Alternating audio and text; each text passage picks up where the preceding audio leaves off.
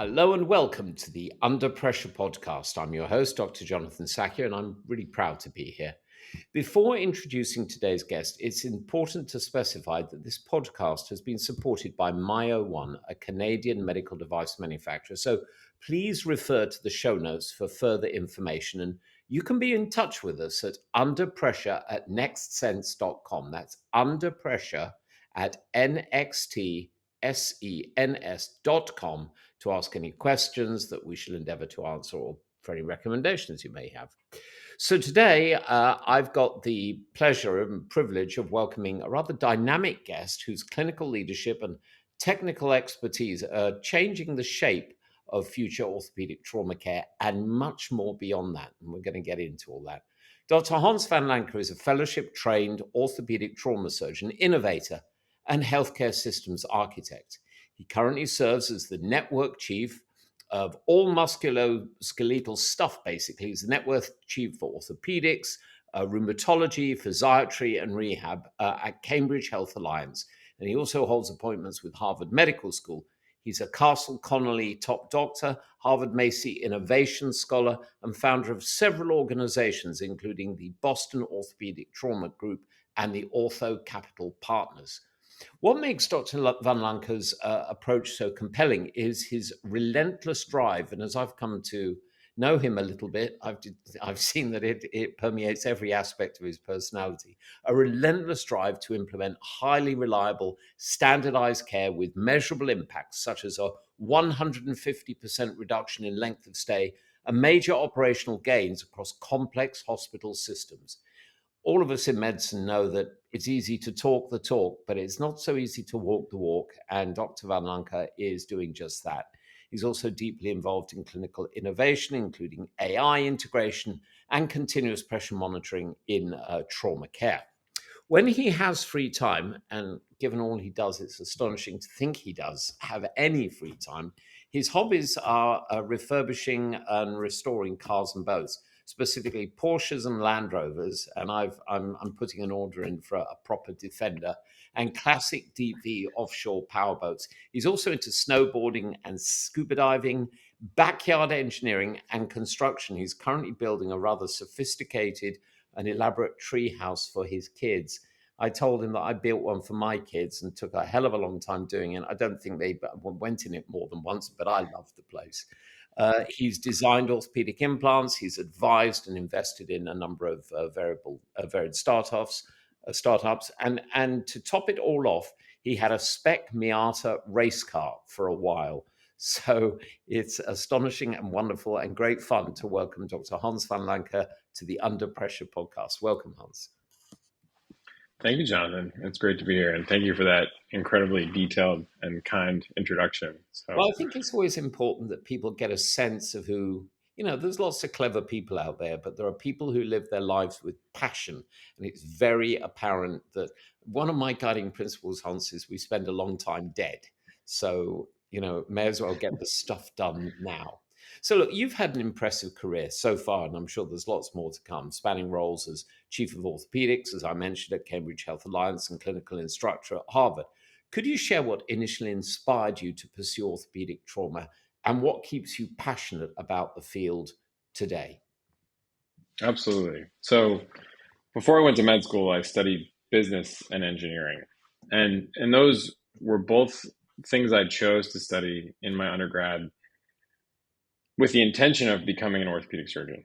So I was very deliberate in what I picked to study at that point and what I pursued. And really the reason that appealed to me so much is the reason that orthopedic trauma has appealed to me as well, in that I want to solve problems, and I want to solve problems that are either mechanical problems, engineering problems, orthopedic trauma problems, or operational problems. And I've gotten a lot more into the logistical engineering and the business side recently with, completing my MBA last year and starting to think about how do we make the whole big picture work better. But with ortho trauma, it became pretty clear to me when I was a resident, and I had a great mentor in Dr. Ed Harvey as a resident. And, he really influenced me in choosing trauma because I wanted the variety. I wanted to be the best at my specialty. I wanted to be the best that I could be in orthopedics. And but I didn't want to give up sort of the different levels of complexity, the different surgical approaches, the different responsibilities. And trauma stood out to me as the perfect specialty for me to do that, because every case requires me to be creative and thoughtful and deliberate. And there's a lot of standardization, but I have to be creative every time I'm in the OR, because none of these injuries are the same. And that was exciting. And it's been exciting, and it continues to be exciting.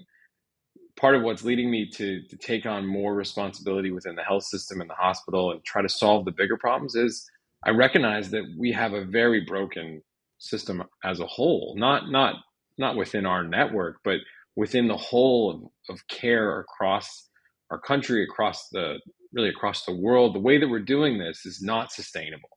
And we need to think differently about it, and we need to solve those problems. And I can't let them be. So that's what's pulling me in. Yeah, I love it. It is a very practical. I mean, I think all surgical specialties are very practical because you see something broken and you want to fix it. And I have this. I've noticed this commonality amongst the people that I talk to on this podcast, and frankly throughout my career. There are those who just come and do their day job and then they go home in the evening. Then there are others who have. I think we're the luckiest people on the planet doing this for a living. I really do. So it's great to see that and to see the smile on your face when you're talking about it. So you've been very active in both clinical and operational innovations, and you've hinted at that. One of your novel incentive programs is the basis for a Harvard Business School business case, right? That's like the nadir when you do that. Tell us about that and about other developments that you're justly proud of, please. Yeah, absolutely. So we realized early on, at my time at Cambridge Health Alliance, that we had a supply cost problem. And it initially started with not even understanding what our supply costs were. So we partnered with a company that was able to pull that data out of our electronic medical record and make it digestible and actionable. And once I had that, then an idea came to me with how can I get the surgeons to be really engaged and actually take this data and change what they're doing so that they're motivated to maybe make a decision that benefits the overall cost of care and the sustainability of care within our system. And I recognized early on that you can't just ask someone to do that. They have a certain level of comfort with the way that they do things, with the way that they've been trained, with the way that they've become having a relationship with the rep or with the equipment that they use, and you don't want to break those things down, and trying to find a balance where, well, what's the level of comfort with making those changes that's appropriate, and how do we incentivize a surgeon to make a decision that leads us to a point where we're not spending so much on cases. We were in the 10th percentile for cost, so really very high cost, unnecessarily high cost in some cases, but people were doing what they were comfortable with. So we created an incentive program where that difference, that gain that can be realized by changing the decisions around cost would be shared with the surgeons. And it's been incredibly motivating. And it's not a huge portion of the surgeon's remuneration, but it's enough to make a difference that, when you're in the operating room, do I really need to use this fancy technology, be it a different plate or a different screw type or a different device? Do I need to use that today? Or is this, maybe a case where I don't, and I need to be deliberate about it? How do you ensure that you're not compromising? Listen, I'm sure all our colleagues are very ethical, but how do you ensure you don't compromise the quality of care? Well, I think there's a couple different aspects of that are important. One, the incentive can't be that big. It needs to be just enough to matter, right? If you make the incentive too big, it creates this, issue with people making decisions because they're seeing so much benefit on the other side.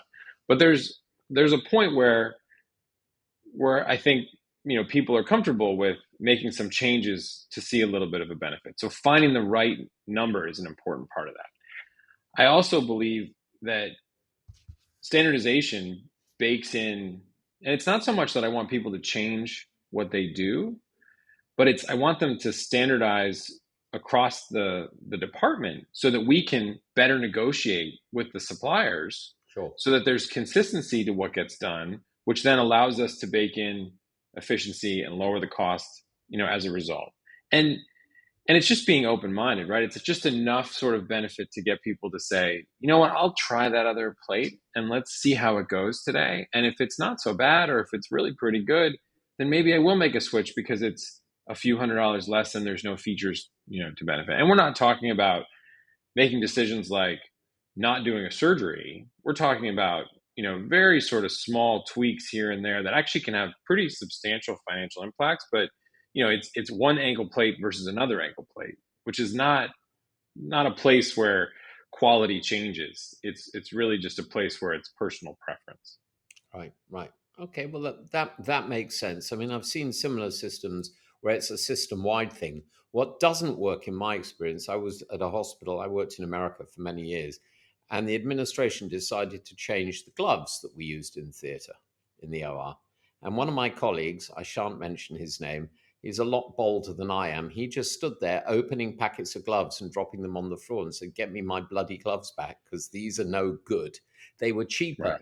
But that decision had been made extant the surgeon's input. Right. And that's what you can't do. Exactly. Get So you together get as it. a team It's and say, let's look at the cost of care, not right. the cost of the widget.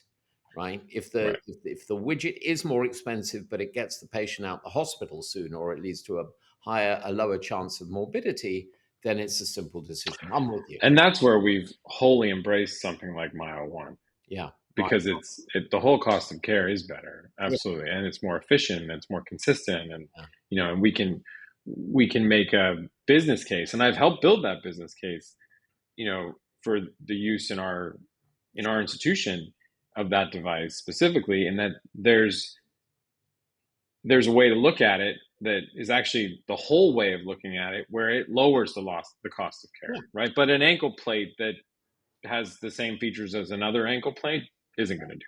I'm totally with you.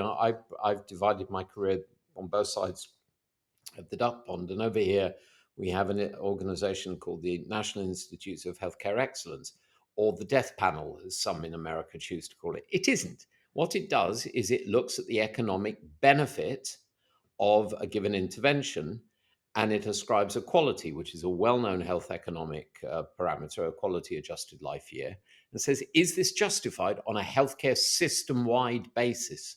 And we're going to come on to talk about compartment pressure, continuous compartment pressure monitoring. And if you look at, and in fact, there was an economic review done over here, there's absolutely no question.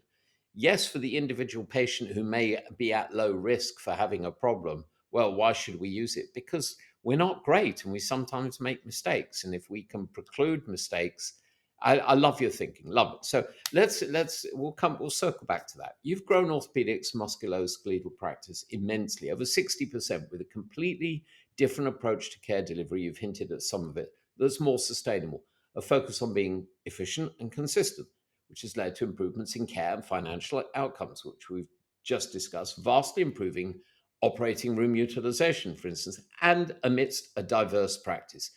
Tell us about the what and the how about some of these beyond the financial issues we've just discussed. So I think that growth is attributed to a number of things. One is Cambridge as a city and as a hospital, I felt like really needed an orthopedic department, an orthopedic division that was responsible for the whole city's musculoskeletal problems. And that's what we've built on, right? And we've marketed that, and and as a result, we've also marketed the department and the institution in a way to recruit that's with the vision for growth. So if you want to be part of something that's growing, you want to be part of something that's learning to embrace technology better and integrating it into care, and even taking that a step further, we want to be an institution that incubates technology, right? We're in an incredibly innovative locale in Cambridge, probably one of the most innovative square miles in the world. And our institution should be leading innovation in orthopedics and beyond as a result of where it is. And that's been a big thing for me in how we recruit. That's been something that I want to bring out of the people that we bring in, is be a part of, the future of the way that we're going to do things, because we're relatively small, but that gives us an advantage of being nimble. And we're in a place where we can partner with institutions like MIT and Harvard and understand how to integrate these new technologies in a way to make our lives easier. We were one of the first institutions in the region and even in the country to have an AI scribe. We've had an AI scribe for over a year, which has been an incredible tool. It's really unlocked the ability to be more efficient in clinic, have a more complete, documentation of what's been done, et cetera. And seeing things like that and being able to implement them relatively quickly and get feedback and adapt is an incredible asset of the size and the culture of our institution. Yeah. I'm very familiar with the area. And it is, as you say, got this incredible density of universities. I think probably more per square mile than anywhere else in the world, and more hospital beds probably than maybe even than the Texas Medical Center. So you've implemented what you call highly reliable standardized care at Cambridge Health Alliance. Can you walk us through how you use data, staffing, and process redesign to reduce the length of stay? I've already hinted that by 150%. And what components were the ones that were most critical to that transformation? Because that's a hell of a change. Yeah, I mean, I would account some of the ability to make the change on the fact that I think we started in a place where we were way behind, right? So, there was a lot of opportunity when I got there. I think the standardization is incredibly powerful in the context of things like arthroplasty care and in trauma care as well. But in joint replacement surgery, consistency is key. So creating consistent preoperative, intraoperative, postoperative models and processes has enabled us to be really efficient with the way that we move people through their joint replacement experience. And that's preoperative education, which is something that we're innovating in right now and working to make that more efficient and more higher quality. And taking that patient through that whole experience and having them understand that actually what's best and what's most sort of evidence-based at this point is that you go home. And it's expectation management, right? If the patient expects that they're going to go home, they then will want to go home. They will be motivated to go home, and it's changing that story. And it's the same thing. If the surgeon expects the patients to go home, they want the patients to go home. And then it's putting the pieces in place to make sure that that happens. What do they need to make sure that they're safe at home? How do we make sure that they get seen by physical therapy? One thing that we did early on was, we had some of the joint replacements were occurring on Fridays. That was a really hard time to get people home that needed a little bit of extra care, right? We may not have all the staff available on a Friday afternoon, and then if they were to stay, they would have trouble being discharged on Saturday because, again, there weren't the resources that they need. So I shifted all the arthroplasties to happen. One of the first things I did was shifted them all to happen at the beginning of the week so that we had all the resources at the beginning of the week to get the patients home. Now we're doing so much orthopedic surgery that we're also doing arthroplasty on Friday, but we're all tuned up to get the patients home immediately. So it hasn't had a negative impact. Yeah. But, that was one trick that worked well early on. Yeah, I mean, it's something that's fascinated me, that if you can look at a system with a little bit more efficiency. There's a great book years ago. I'm blanking on who wrote it, and but the basic premise is, if a hospital was an airport, we all bitch and moan about, when you travel, but actually airports are very, very efficient. The coordination is incredible. It is. Well, why don't we think the same way and think, okay, we're going to be discharging the patient. One of the most common reasons patients have delay to discharge is they don't have their drugs. And if you're discharging them at the weekend, how can you arrange that? Well, maybe have a pharmacy open in the hospital so you can give them. And that's exactly what we did. We now have meds to bed, so they get their meds and then they go home with their meds. Yeah, perfect. Perfect example. And one thing you just reminded me of another example that I think is really that fits well with this. So one thing I'm working on right now is I want to increase the efficiency in the OR, right? So, depending on the surgery, depending on the day right now, where there's still some variability of the turnover time. Well, one thing that we're working to create is an OR traffic controller.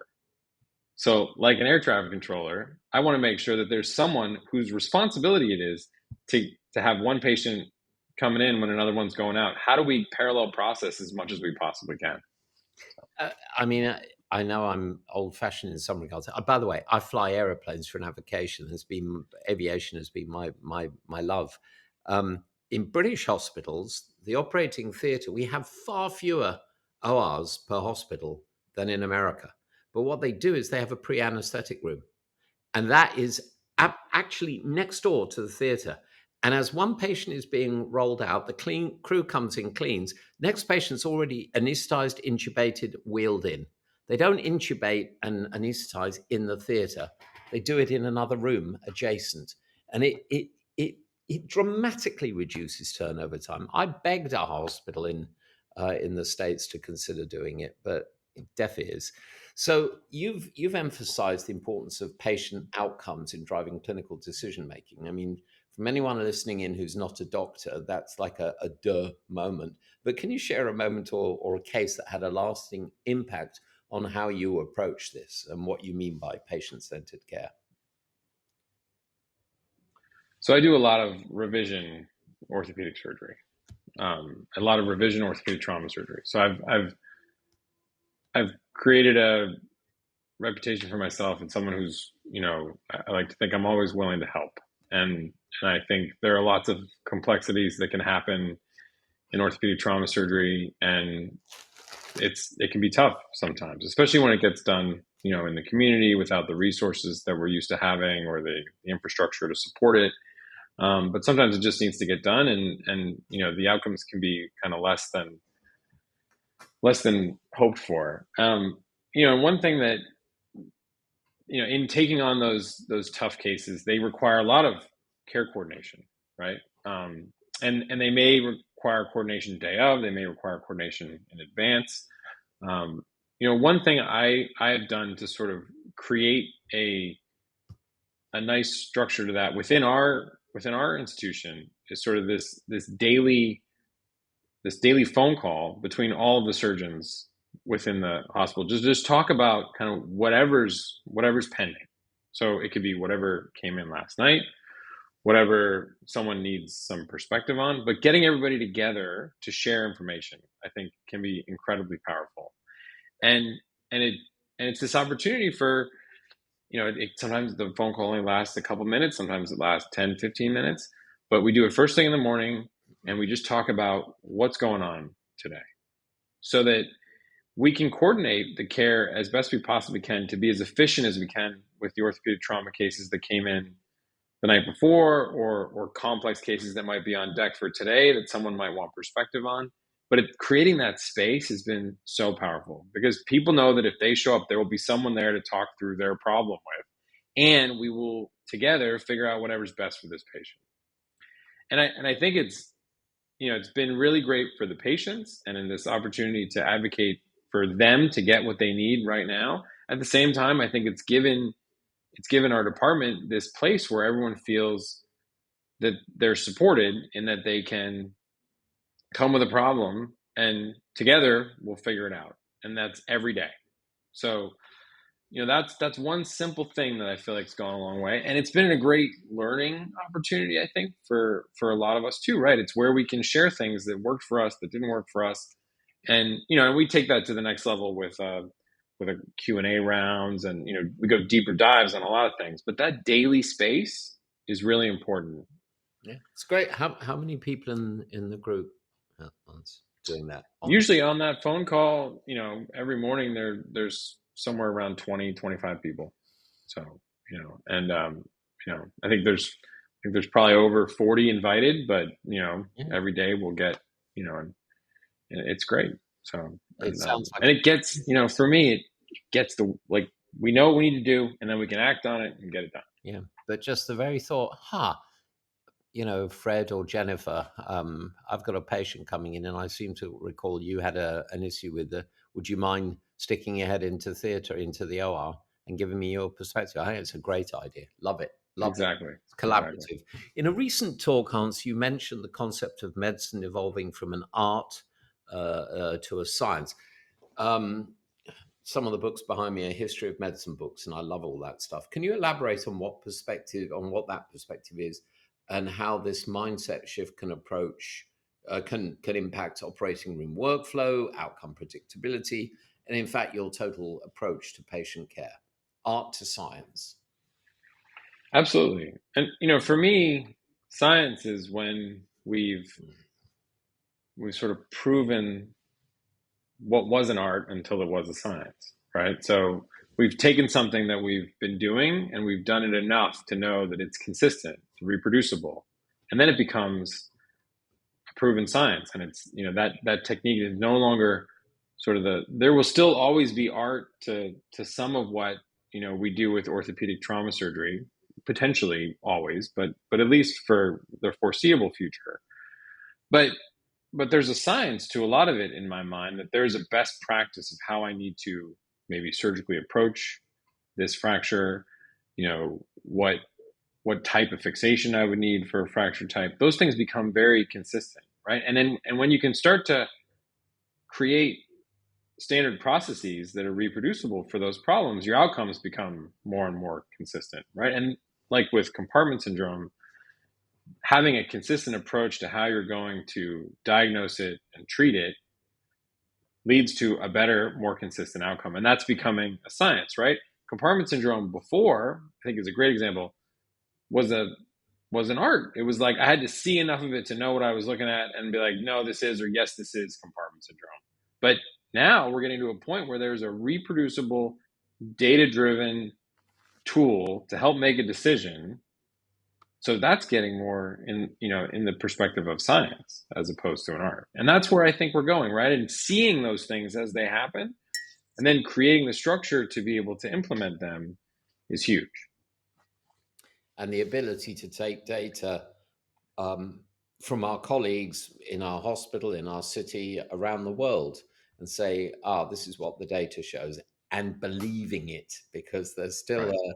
there's evidence-based medicine, but I've got my own experience to guide my decision making. You're a very tech-forward kind of a chap, and you've already mentioned being the first in Boston area to use AI scribes.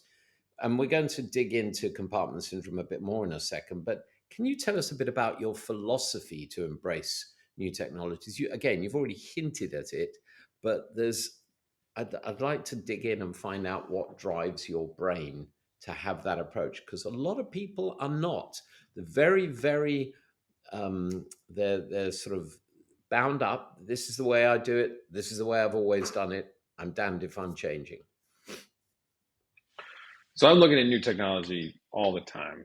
And there are a few questions that I always ask of it, and I ask myself of it in trying to decide whether or not it's something I want to look further into.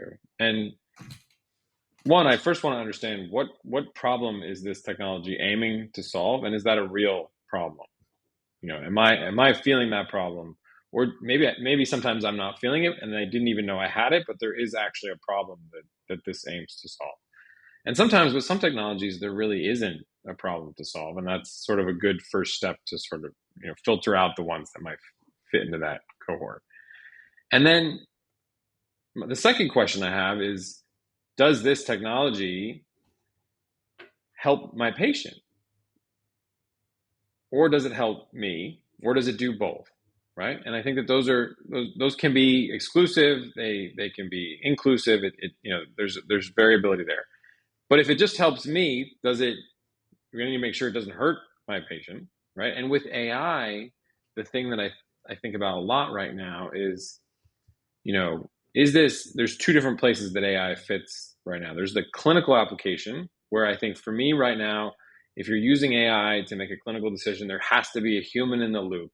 So with the AI scribe, it could affect the clinical documentation and what gets done. So I have to read that note and sign off of it. I am the human in the loop in that scenario. So that's important for me right now with the clinical applications of AI. So, is AI ready to go make clinical decisions independently? And no, I don't think it is. I think it needs a human in the loop right now. It could get to that point, but I would want to see a lot of data that it doesn't continue to need that cross-check from a human. In addition, there's other aspects of AI where it doesn't have any clinical application, right? That we can use it to mine, potentially mine data that actually requires a human in the loop. So that can be a little bit of a gray area, and that if that data then could lead to clinical decision making, I need to make sure I get all the data. So there has to be a reliability to the data that it pulls out and then gives me. So that's one part. But there are places where it likely doesn't have any effect on the actual care of the patient. And I think those places are great, right? So if it could be, triaging certain things, or, compartmentalizing things into certain groups that otherwise would have to be done by someone specifically, and then, then passed on to someone else. I think those are good opportunities. So, those are the important parts of when I'm assessing a new technology.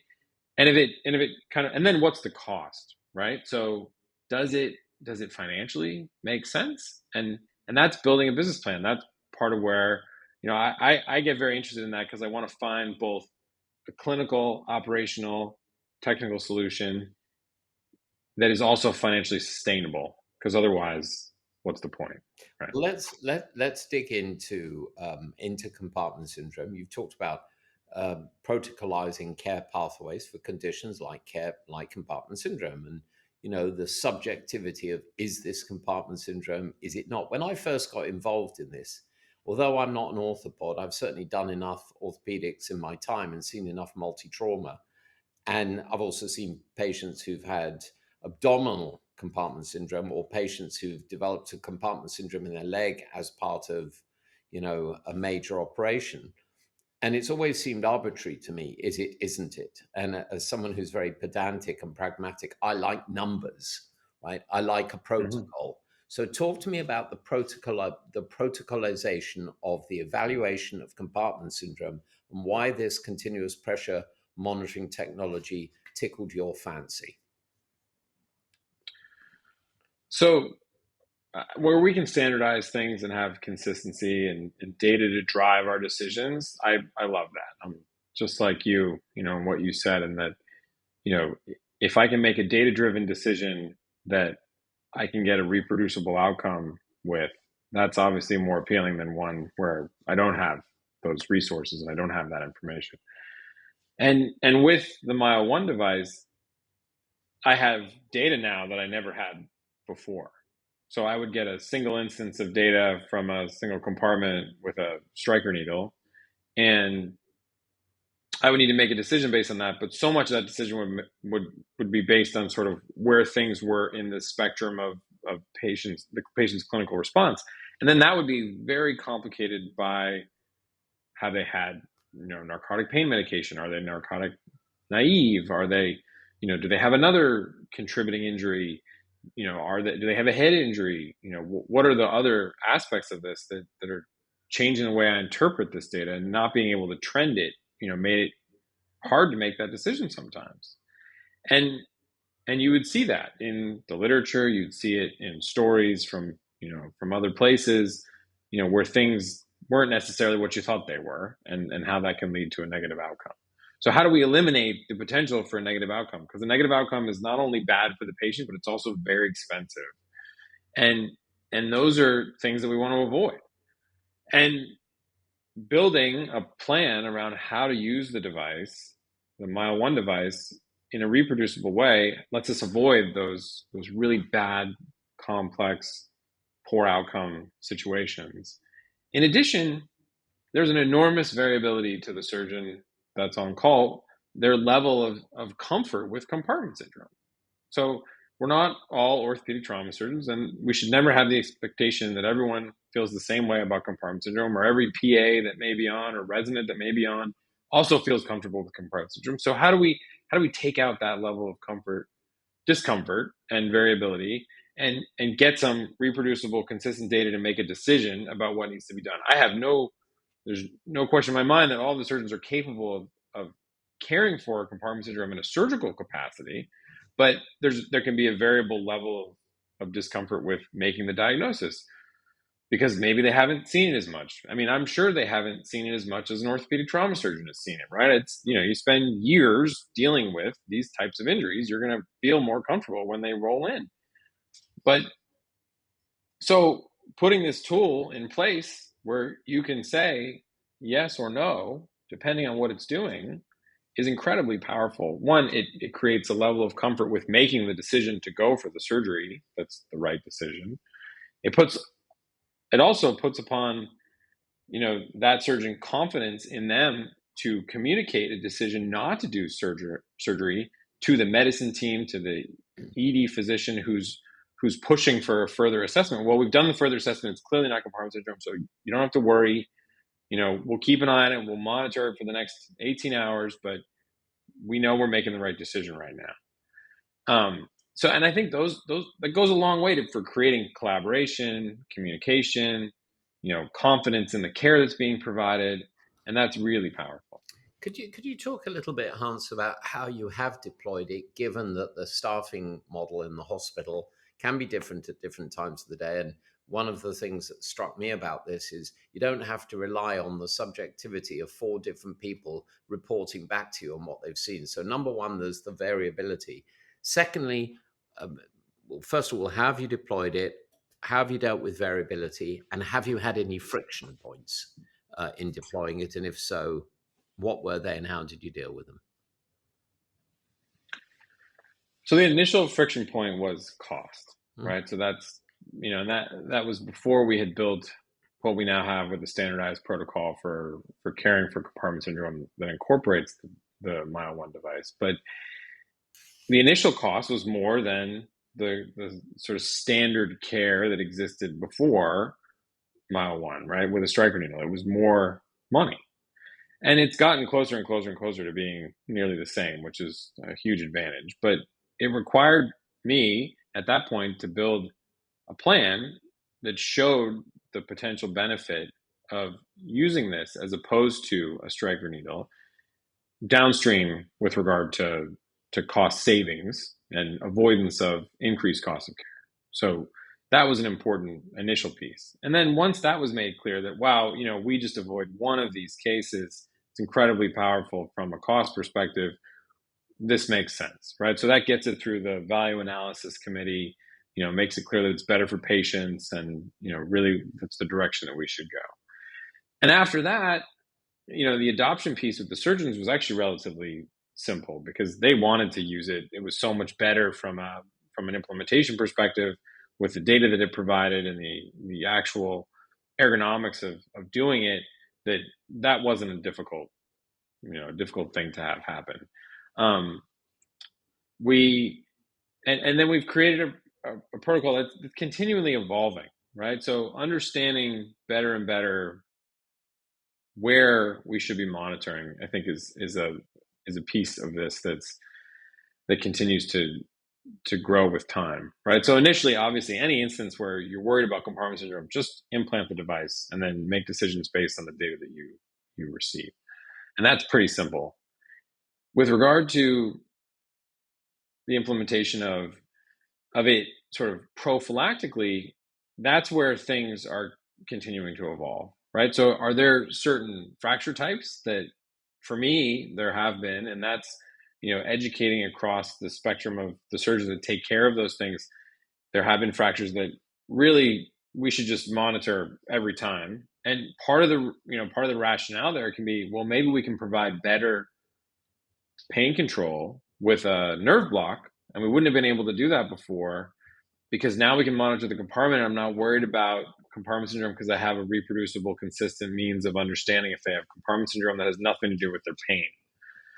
So, I think those are the kinds of things that we need to do next, right? And that becomes, and then there's values associated with better patient experience, better quality of care, easier to go home because they don't require narcotic pain medication.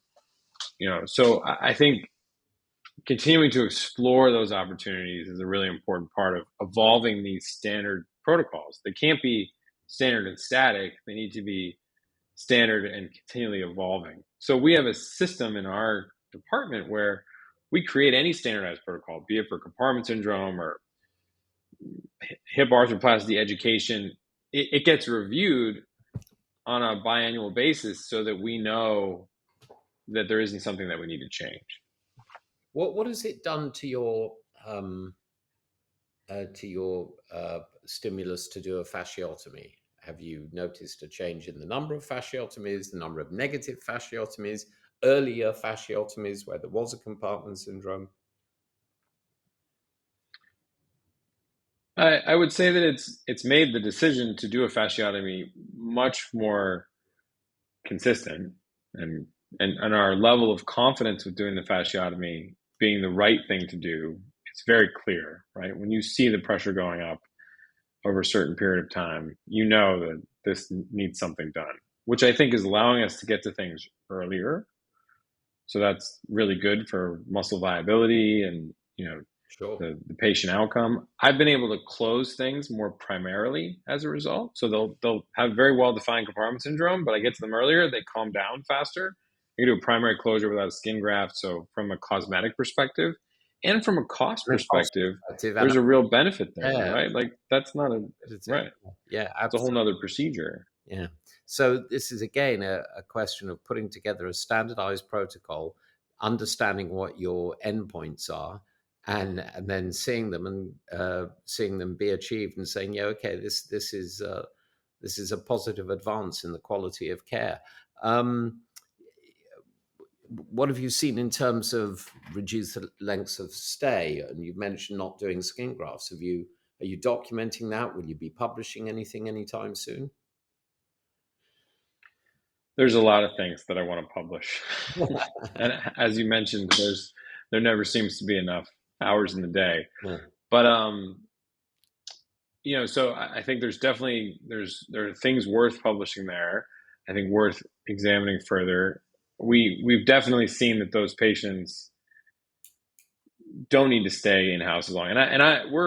We've become, what part of what's led to our decreased length of stay being so considerable is we've really swung hard in the other direction, which is great. And culturally, the institution has swung hard in the other direction. So if there's the potential to get someone home and bring them back in for what they might need, we're doing that already, right? So once I know they're stable and they don't need to sit in a hospital bed for any reason, we will work to get them home. And that's coordinating. I mean, that may be that the person that has a fasciotomy gets a wound vac and then has a planned surgery a week later for definitive closure, and doesn't sit in house for that week waiting for that, but they have, a sterile vac dressing on that gets checked periodically, and they come back for closure once things are ready. They come back for a check-in clinic and then they come back for closure.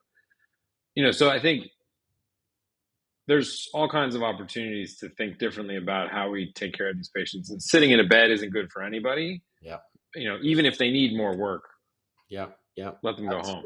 And your observation about dealing with pain, to me, I say to anyone who's had a broken bone in their leg, it hurts, and all you care about is it stops hurting. And someone saying, yeah, well, we're going to allow it to continue to hurt just in case you develop a compartment syndrome. To me, that was like the aha moment. So I want to switch tack as we dial towards the end of this, Hans. You're quite active on LinkedIn. You regularly share insights on orthopedic care and leadership. What do you think about platforms like LinkedIn in regards to advancing medical education, fostering collaboration? There's so much terrible stuff on social media. I commend you for doing responsible stuff, but yeah, what role do you think it plays?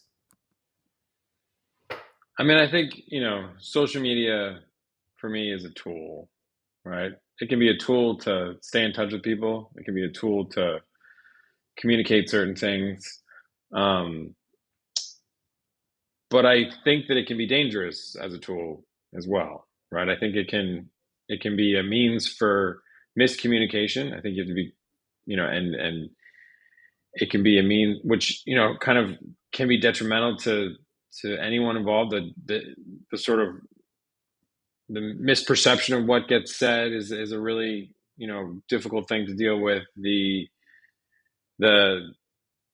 the use of social media to perpetuate things that aren't necessarily evidence-based, I think, is another, complexity that we have to work around and always be aware of.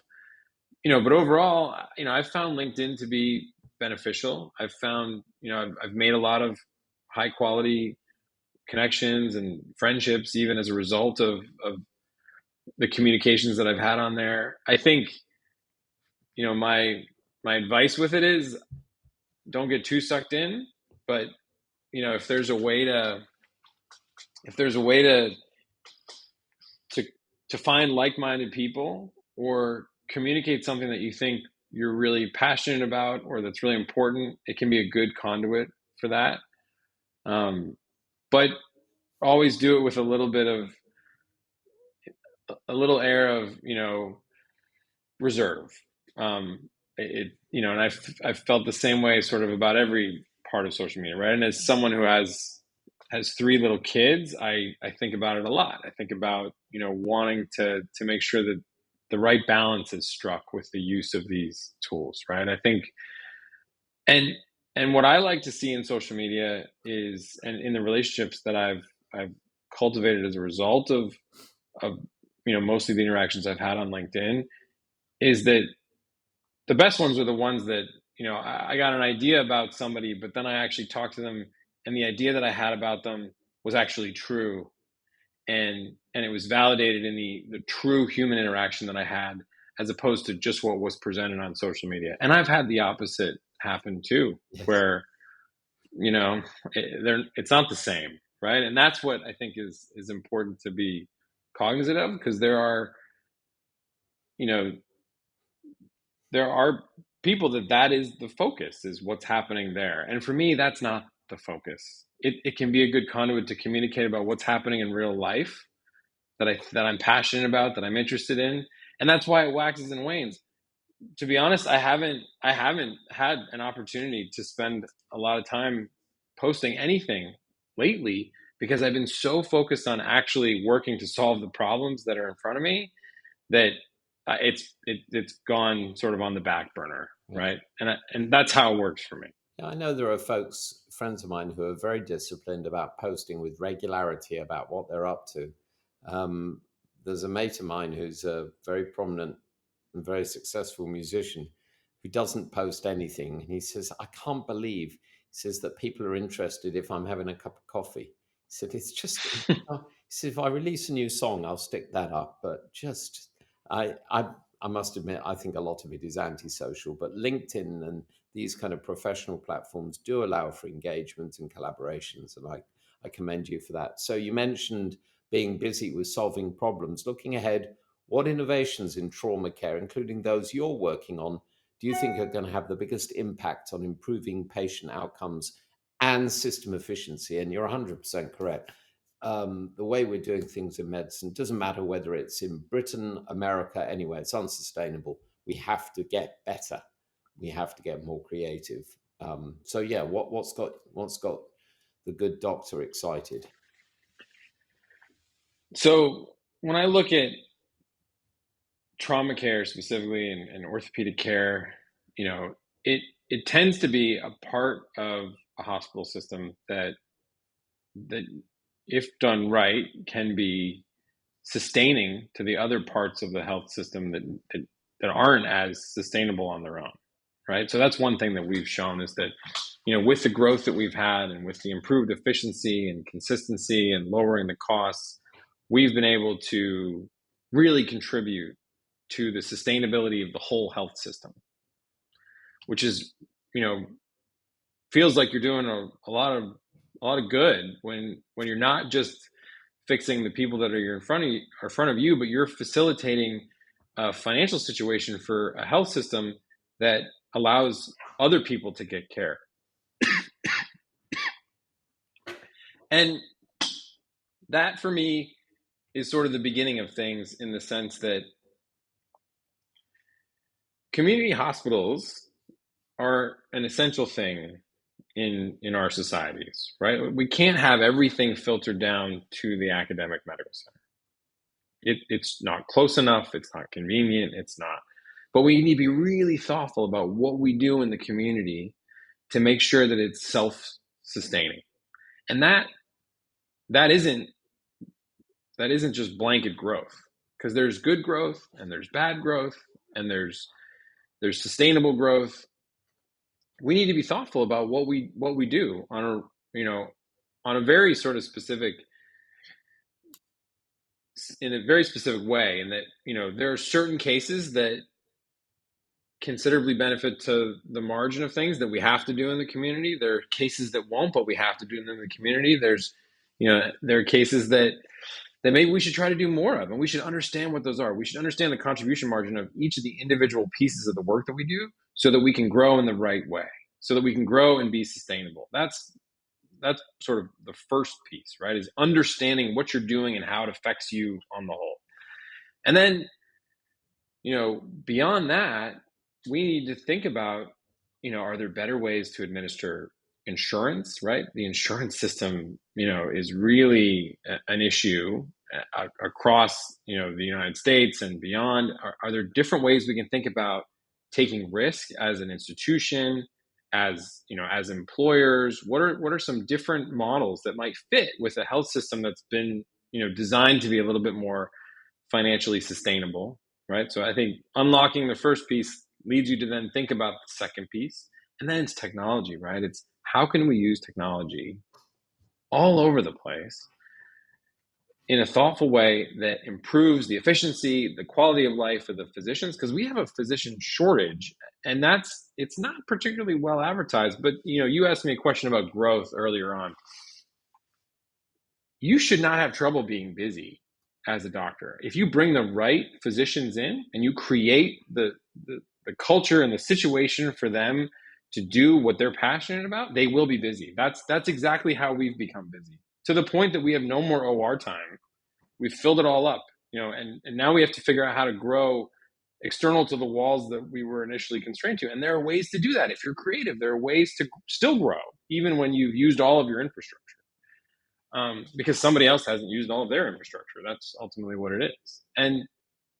But I think that, thinking about the ways that we can make an environment where people can thrive and do more with less time, with less energy, energy used on things that they're not passionate about or that don't provide, real job satisfaction. I think, and it's not just the physicians, it's the whole spectrum of who works in the hospital, right? I want everyone working at the top of their license. I want everyone to be excited about what they're doing, because we've figured out how to take away all the work that you don't want to do with technology, with sort of better use of the resources, et cetera. Bang on target. And having spent half my life in America and listened to Americans decrying socialized medicine as it's described, I've never known what that meant. It's a single payer system. There's one insurance company, if you will. Right. And then I hear my British colleagues banging on about the American for-profit. I know for a fact that there are great doctors and great nurses and great OTs and every other healthcare professional and great hospitals on both sides of the Atlantic and all around the world where there are good people trying to do good things. And I wish that we could actually look at each other's systems and saying, you do that very, very well. We should adopt that. So as we go to the closer, Hans, our audience includes trauma professionals, surgeons, healthcare innovators, a wide range of people. What's one message you'd like to give them in general from this conversation about improving trauma care, one, and secondly, deploying continuous pressure monitoring for compartment syndrome as an example of how technology can make care better? That's a great question.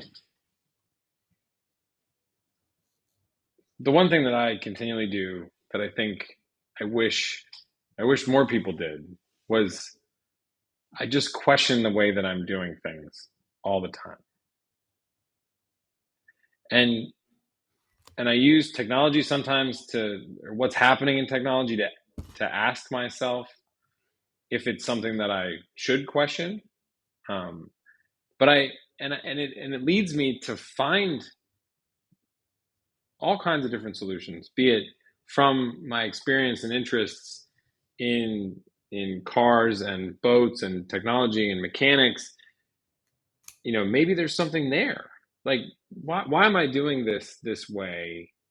Do I need to do it this way? Is there some other industry that has the same problem that's figured out a better way to do it? What can I learn from that? What can I use? Is it a tool? Is it an approach? And I think as an approach to solving a problem, that's where, I think the business education piece has been really fun, because that's a lot of what you learn is, this company had this problem, it's a totally different company, but this is how they solve this problem. That can lead you to figure out a way to solve a problem in another completely different industry, organization, completely different industry. We need to do more of that. We need to ask more of our colleagues, right? I need to talk to more general surgeons about how they're solving problems. Talk to more surgeons in other countries. I mean, I think what you mentioned earlier about the pre-anesthetic room, it's funny because I was working with another hospital to think about how they're going to redesign their operating room. And one of the things that came up was, what if there was a place to prep the patient before they went into the operating room? Do we have enough space to do that? Because it would increase the efficiency so much, right? Exactly like you said it. And why aren't they doing it here? It's one of these questions, right? And, I had been exposed to that elsewhere, and you've affirmed it again, but that's an incredible opportunity to think, well, if we're going to start over in how you design this, what is everything we can do to make it work better? And I want, instead of sort of going through training, learning how to do things one way and sort of sticking with it because you're comfortable, I wish more of us would just push and say, maybe we don't have to do it that way. It's okay to change what you do. I've changed what I do in my practice so many times, and it's always been, after I've validated and confirmed that it's better for my patients, I make a change, and then I stick with that until something else comes along. And the Mile 1 device is a perfect example of that, right? I had a protocol before we had that device, how I was going to make a decision about compartment syndrome. It was more an art. It was more, I need to think about what I'm seeing here. I need to do these clinical examination tests that maybe I can teach to someone, but I need to do these things consistently to put that data together to make a decision, right? And that data wasn't as reliable, wasn't as consistent. It was highly dependent on me having a look at things to make it consistent. We can get away from that now. We can build a future where we have real data. And it's the same thing that we've done with supply costs and OR utilization. You have to find the data. Once you have the data, then you have to start making decisions and be consistent and use the data that you trust to make those decisions. Yeah. And that's where any opportunity that you have to find more data, like with the Mile 1 device, take it and then figure out what you want to do with it. I'm totally with you. I'll finish with an aviation perspective. They say that, and I've been flying a long time, they say that, a good landing is one that you walk away from. A great landing is one where you get to use the aeroplane again. But the proudest comment I think I ever made, someone asked me who was just learning to fly and said, Jonathan, how do you know when you've made a really great landing? And I've been flying for decades. And I said, when I've made one, I'll tell you, because you can always do it better. You can always learn. Absolutely. Always learn. Always. And I love the idea of your daily telephone call. I think that's brilliant. I think it's brilliant. Just an attitude of stop us being siloed. Let's become a team. Let's evaluate what are our colleagues. They may have a problem I can help with. I may have a problem they can help with. Let's try and do things better. Dr. Hans van Lancker, you're an amazing bloke. And I wish we could get together and have a beer, because I think there'd be so many other things I'd love to talk to you about, including that Range Rover long wheelbase defender and having some fun with that. Thank you so much for being on the podcast, and frankly, for everything you're doing to improve patient care. And if I happen to suffer major orthopedic trauma, I hope it's within striking distance of where you're working. Thank you, sir. Thank you. It's been great. Thanks so much. So to the audience listening in, thanks so much for taking time out of your busy day to demonstrate a desire to see, to find the best care for your patients. Please share this with your colleagues, your friends, post on social media, responsibly, of course, and write to us with comments, questions, or requests for other podcasts, the other topics you'd like us to cover at underpressure@nextsense.com, underpressure@nxtsens.com. We'll also put that in the show notes. Thanks also to Maya One for supporting this podcast. And all that remains for me to do, Jonathan Sackier, is to say, please, everyone, stay safe, stay well, stay curious. Bye for now.